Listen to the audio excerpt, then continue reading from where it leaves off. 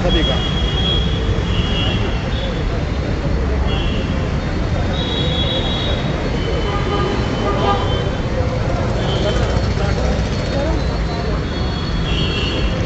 नमस्कार, आप देख रहे हैं सिटी तहलका और मैं आपके साथ वंदना कादियान। जय जवान जय किसान नारा सुनकर तो आप समझ ही गए होंगे कि हम किस बारे में बातचीत कर रहे हैं। जी हाँ, आपने बिल्कुल सही समझा, हम किसानों के बारे में बातचीत कर रहे हैं और आज किसानों का ही दिवस है। आपने सही समझा कि आज किसान दिवस है। हर वर्ष 23 दिसंबर को किसान दिवस मनाया जाता है। भारत के 5वें प्रधानमंत्री चौधरी चरण सिंह के जन्मदिवस के अवसर पर हर साल 23 दिसंबर को यह दिवस मनाया जाता है। लेकिन आज ही के दिन किसान धरने पर बैठने को मजबूर है। सिंधु बॉर्डर पर किसान पिछले 29 दिनों से धरने पर बैठे हैं। किसान कानूनों के विरोध में यह आंदोलन लगातार जारी है। किसानों को लगता है कि उनके हक में यह कृषि कानून नहीं है। अगर किसानों के हक में यह कानून ही नहीं तो यह कानून आखिर क्यों बनाए गए। किसानों की यही मांग है कि तीनों कृषि अध्यादेशों को समाप्त कर दिया जाए, उनमें फेरबदल किया जाए। लेकिन सरकार है कि उनकी समस्याओं को सुनने का नाम नहीं ले रही। यह कैसी विडंबना है कि किसान दिवस के अवसर पर किसान ही इतने बेबस हो चुके हैं कि वह भूख हड़ताल पर बैठने को आज मजबूर हैं। तो आइए सभी किसानों से हम बातचीत करेंगे, विभिन्न संगठनों के लोगों से हम बातचीत करेंगे कि उनका आखिर वह किन मांगों को मनवाना चाहते हैं। आइए हम बातचीत करेंगे। आपका नाम? पायल, अखिल भारतीय जनवादी महिला समिति, जिला सेक्रेटरी। आपकी क्या मांग है जो आपको आज भूख हड़ताल पर बैठना पड़ रहा है? जी देखिए, आज जो मांग है, जिस तरह से हम अनशन पर बैठे हैं, आज दोपहर का जो खाना छोड़ा है, ये कोई छुपा हुआ आंदोलन नहीं है। आप देख रहे होंगे पिछले 28 दिन से किस तरह से ठंड में किसान, महिला, मजदूर, बच्चे जो हैं छोटे छोटे 13-14 साल के, वो भी इस प्रोटेस्ट में शामिल हैं। तो आज किसान आंदोलन का समर्थन करने के साथ साथ जो आज किसान दिवस है, इस उपलक्ष्य पर हमने दोपहर के भोजन अनशन को त्यागा है और इस धरने पर बैठे हैं। तो मतलब किसानों का समर्थन करने के लिए आज आप इस धरने पर बैठे हैं? हाँ जी, किसानों का समर्थन तो हमारी अखिल भारतीय जनवादी महिला समिति, पूरे देश की महिला समिति, टिकरी बॉर्डर हो चाहे वो सिंधु बॉर्डर हो, दिल्ली के 5 बॉर्डर पे घेरे हुए हैं, धरना लगाए हुए हैं, वहाँ लगातार पिछले 28 दिनों से बैठे हैं। और आज जो ये आह्वान था कि मतलब एक टाइम का भोजन, 11 लोग जो हैं दिल्ली सिंधु बॉर्डर पर भूख हड़ताल में हैं पिछले 24 घंटे से, और इसी के चलते चलते हम लोग पानीपत में भी दोपहर का अन्न त्याग पर बैठे हैं। धन्यवाद। आपका नाम? सुनील दत्त। सर, आप आज किस वजह से आपके धरने को बैठने को मजबूर हैं? आपकी क्या वजह है? आखिर सरकार से आप क्या मांग करना चाहते हैं? ये तो आज पूरे देश का जो किसान आंदोलन एक मुद्दा बन चुका है और वास्तव में देश का अन्नदाता सर्दी के अंदर पिछली 26 नवंबर से दिल्ली के चारों तरफ लाखों किसान बैठे हैं और सरकार हठधर्मिता करे हुए है और उनके खिलाफ जो काले कानून बिना किसान से बातचीत किए लाए, जो वो देश के किसान को नहीं पूरे देश के को ही बर्बाद कर देंगे। किसान मजदूर जो मेहनत करके खाने वाले लोग हैं, वो जो धन्ना सेठ है, अडानी अंबानी का गुलाम बना देंगे। उन्हीं से साठगांठ करके मोदी जी ने ये कानून लाए। 2 साल पहले ही पूरे देश के अंदर ये प्राइवेट मंडी का ढांचा इन्होंने तैयार कर दिया। किसानों से सैकड़ों एकड़ जमीन लेके और अडानी अंबानी के गोदाम बनाए गए। आपका कहना है कि मतलब ये जो काले कानून सरकार लेकर आई है, यह काले कानून किसान को बर्बाद करने का काम करेंगे? किसानों के साथ साथ पूरे देश की आबादी को बर्बाद करने का। वो खेत में काम करने वाले मजदूर हैं, दिहाड़ी करने वाले मजदूर हैं, वो सबको जो भी मेहनत करके खाते हैं, उन सब के लिए खतरनाक है। किसान के साथ साथ वो भी बर्बाद होंगे। धन्यवाद।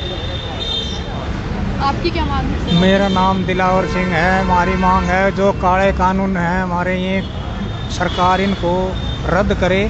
और हमारे कई लाख आदमी दिल्ली बॉर्डर के ऊपर तुदरी के चुगुर्दे में बैठे हुए हैं, वो इतनी सर्दी के अंदर बैठे हुए हैं, इतनी सर्दी में और हमारे प्रधानमंत्री हैं, जो हमारे मंत्री हैं, वो रजाइयों में सोते हैं और वो सड़क के ऊपर हैं। उनके लिए आवास है ये, और इसीलिए इनको काले कानूनों को वापस करवाना चाहते हैं। अगर भाई इनको वापस ले लो। और इन किसानों को, ये तो अन्न पैदा करते हैं किसान, तो रात और दिन अपने खेत में कमाता है। वो सांप से डरता नहीं, वो आंधी से डरता नहीं, वो बिजली से डरता नहीं, वो किसी चीज़ से भी नहीं डरता। वो तो सारी 24 घंटे एक हमारे देश को नाज पैदा करके न खिलाने के लिए रहता है। और हमारा देश, हमारा प्रधानमंत्री इसीलिए बनाया था, इसकी अब भाई हमारे देश को अच्छा लाएगा, अच्छे दिन आएंगे। ये पहले नु कहा करता सरकार आने से पहले भाई मैं 2 करोड़ नौकरियां दूंगा, इसने सरकारी महकमे खोस लिए, सरकारी सब कुछ खोस लिया, हमारा देश बेचना शुरू कर दिया। तो ये क्या देगा आम आदमियों को, आम जनता को, आम जो युवा है हमारे वो बेरोजगार हुए फिर हैं, उनको क्या कहाँ से खाएंगे वो फाट मार छिड़ जाएगी। ये तो हमारे को जाति के धर्म पे जाट है, ब्राह्मण है, ये मुसलमान है, इनके धर्मों पे हमारे को बिठाता है। और ये भी ये कह रहा भाई ये पाकिस्तानी हैं, ये तो आतंकवादी हैं, इनको तो ऐसे ऐसे हमारे को बिठाना नहीं, छोड़ देना चाहिए। मतलब आप कह रहे हैं कि सरकार एक तरफ से जातिवादी काम कर रही है, जाति के तौर पर भी आप लोगों को आपस में भिड़वाने का काम। हाँ, हमारे को जाति के धर्म पे उसके ऊपर भी बिठाती है, हमारे को यह बहुत माड़ा काम करती है ये सरकार। आपका नाम सर? राम मोहन राय। सर, किसान दिवस है आज और किसान दिवस के शुभ अवसर पर आज किसानों को धरने पर बैठने को मजबूर है किसान, इस पर आप क्या कहना चाहेंगे? कैसा आप महसूस कर रहे हैं सर आप?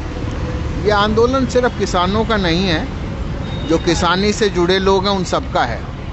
इसलिए हम ये मानते हैं कि चाहे मैं वकील हूँ, चाहे हम सामान्य नागरिक हैं, चाहे घरेलू काम करने वाले लोग हैं, चाहे बुद्धिजीवी हैं, उन तमाम लोगों को आज के इस आंदोलन में हिस्सा लेना चाहिए।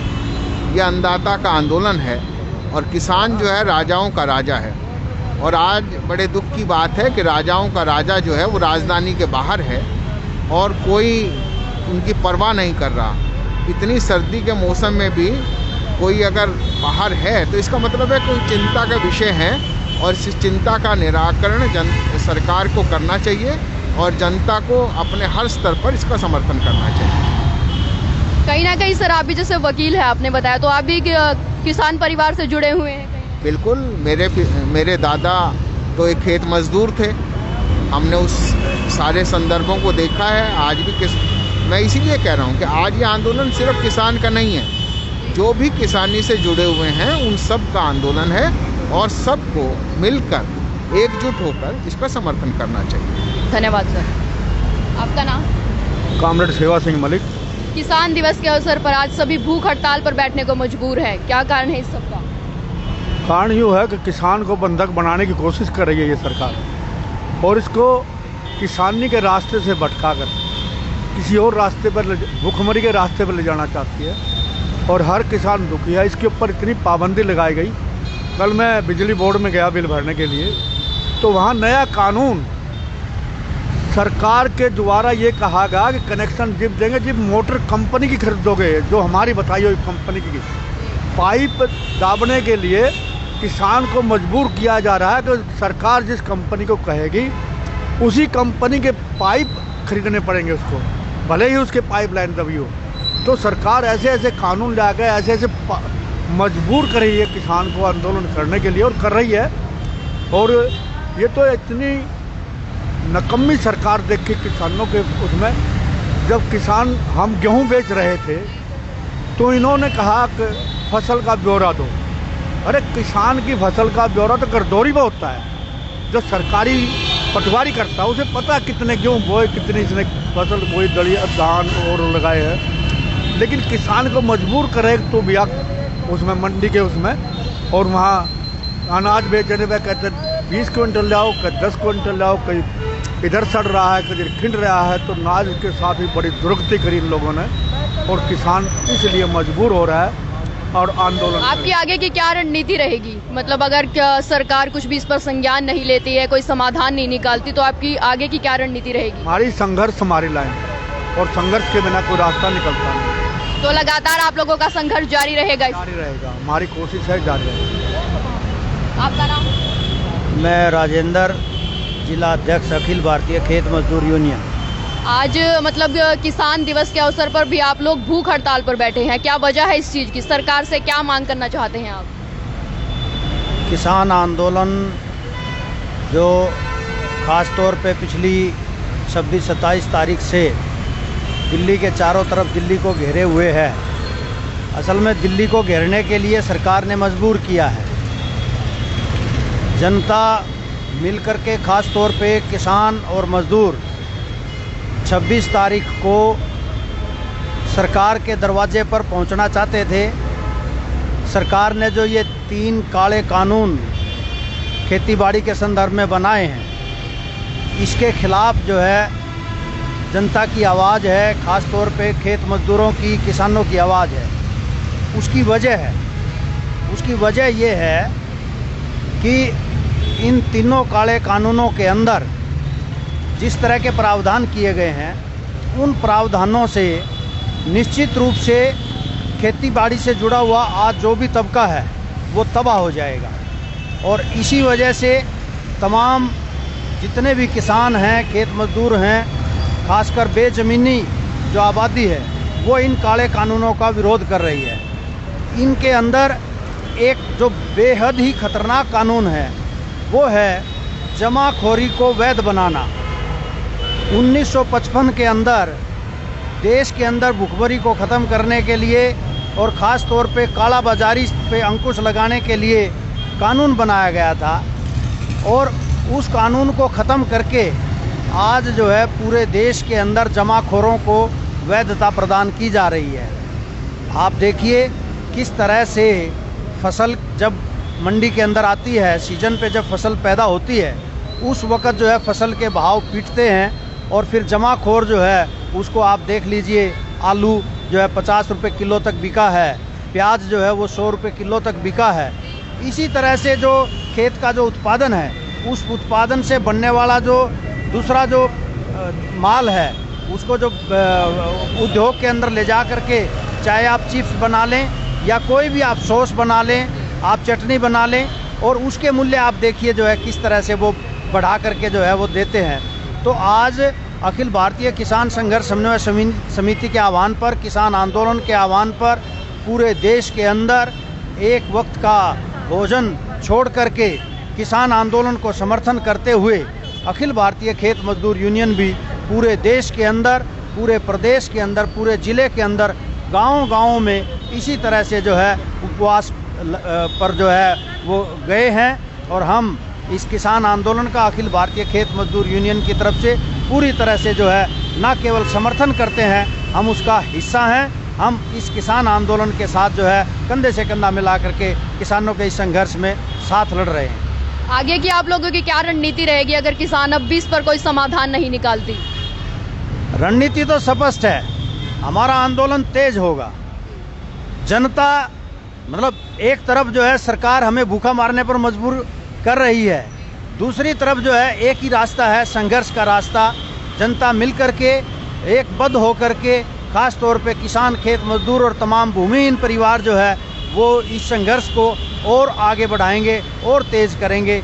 और अभी आप एक बात और बता दूं, अभी तमाम भूमिहीन परिवारों के बीच में और ख़ास तौर पे जो खेत मजदूर जो संगठन है, उन्होंने अभी परसों की ही बात है, दिल्ली के मावलंकर हाल में कॉन्स्टिट्यूशन क्लब के अंदर नई दिल्ली में राष्ट्रीय स्तर का एक कन्वेंशन का, एक सम्मेलन का आयोजन किया गया, जिसके अंदर दलित मुद्दों को लेकर के जो है वो काफ़ी गंभीर चिंता जाहिर की गई। और हम दलित मुद्दों को लेकर के भी जो है, जहां किसान आंदोलन का हम समर्थन कर रहे हैं, खेत मजदूर सबसे ज़्यादा प्रभावित है इन काले कानूनों की वजह से, इसलिए हमारे पास लड़ने के सिवाय कोई रास्ता नहीं है। इसके साथ ही पूरे देश के अंदर इस सामाजिक व्यवस्था के अंदर जो दलितों के ऊपर जो अत्याचार है, और ख़ास तौर पे इस सरकार के बाद जो अत्याचार बढ़े हैं, उस अत्याचारों के खिलाफ भी आवाज़ को बुलंद किया जाएगा, तेज किया जाएगा। आपका नाम? जय भगवान, CI2 सह संयोजक पानीपत। आप लोगों का कहना है कि अगर सरकार इस पर कोई समाधान नहीं निकालती है तो आप इस आंदोलन को और भी तेज करेंगे। देखो जी, ये जनता की लड़ाई है, क्योंकि आप देखते हैं ये जो कृषि कानून जो बने हैं, जहाँ इसके किसान को इसको नुकसान होगा बड़े पैमाने पर, वहाँ गांव में जो खाद्य सुरक्षा है, राशन प्रणाली के तहत मिलने वाला जो सामान है, चाहे वो अनाज है, तेल है, ये भी बंद हो जाएगा गरीब आदमी के लिए, और बहुत भारी संकट खड़े हो जाएगा। अगर सरकार सरकारी समर्थन मूल्य पर खरीद नहीं करेगी तो उनके पास कैसे जाएगा, राशन के पास, फील्ड सप्लाई के पास। और ऐसी हालत में गांव का जो गरीब आदमी है वो भूखमरी के कंगार पर आ जाएगा। सरकार को इस पर सोचना चाहिए। अभी आप देखते होंगे जी, जो अंडानी अंबानी के जो गोदाम बन के तैयार हो चुके हैं, जिसमें वो सारा अनाज उसमें स्टॉक हो जाएगा, जमा हो जाएगा। अगर आज हम 25 रुपये किलो मार्केट का आटा खरीद रहे हैं, तो उससे गोदाम से जब वो आटा निकलेगा तो नेचुरल 100 रुपये किलो आम जनता को मिलेगा। इससे और महामारी और भूखमरी बढ़ेगी।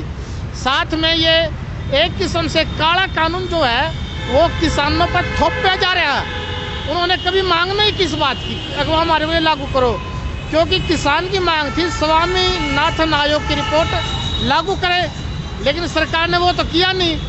ये जो अंबानी और अंडानी को भारी लाभ पहुंचाने के लिए करोड़ों अरबों हजारों करोड़ का, उस नज़र से ये किसानों के ऊपर थोपा गया काला कानून है, जिसका किसान बड़े पैमाने पे, पूरे देश का किसान सड़कों पे है और दिल्ली के सिंधु बॉर्डर और अन्य बॉर्डरों को घेरे हुए बैठा। और सरकार को चाहिए कि इस कानून को रद्द करते हुए उनकी मांगों को पूरा करे। बिजली निजीकरण 2020 वापस ले, किसान की फसल का पूरा दाम मिले और स्वामीनाथन आयोग की रिपोर्ट को सरकार लागू करे और किसानों से बात करे, उसका वार्ता के नाम पर खाना पूर्ति बंद करे। और तब तक ये 3 कानून जो काले कानून खत्म नहीं होंगे, ये आंदोलन बड़ी तेजी के साथ और ज़्यादा फैलेगा, जिसकी जिम्मेदारी सरकार की होगी। सरकार के पास 2 रास्ते हैं। एक तरफ तो अन्नदाता है, जो देश का अन्न पैदा करके पूरे देश का पेट भरता है। दूसरी तरफ अंडानी अंबानी है, जो धनदाता है, जो मोदी सरकार को चुनाव में बहुत बड़ा पैसा देते हैं चुनाव लड़ने के लिए। अब वो ये मोदी सरकार उनकी बात को मानेगी, धनदाता की, या अन्नदाता की मांगों को मानेगी, ये भी उसके लिए एक बहुत बड़ा संकट की घड़ी है। वो तय नहीं कर पा रही कि अन्नदाता की तरफ जाए या धनदाता की तरफ जाए। तो इस वक्त आपने देखा कि किसान की 3 पीढ़ियां, महिलाएं, बड़े बुजुर्ग परिवार के और किसान खुद इस आंदोलन में शामिल होने के चलते धरने पर बैठे हैं। देखना होगा कि सरकार आखिर कब तक इसका समाधान निकालेगी। सहयोगी धर्मवीर शहरावत के साथ सिटी तहलका पानीपत।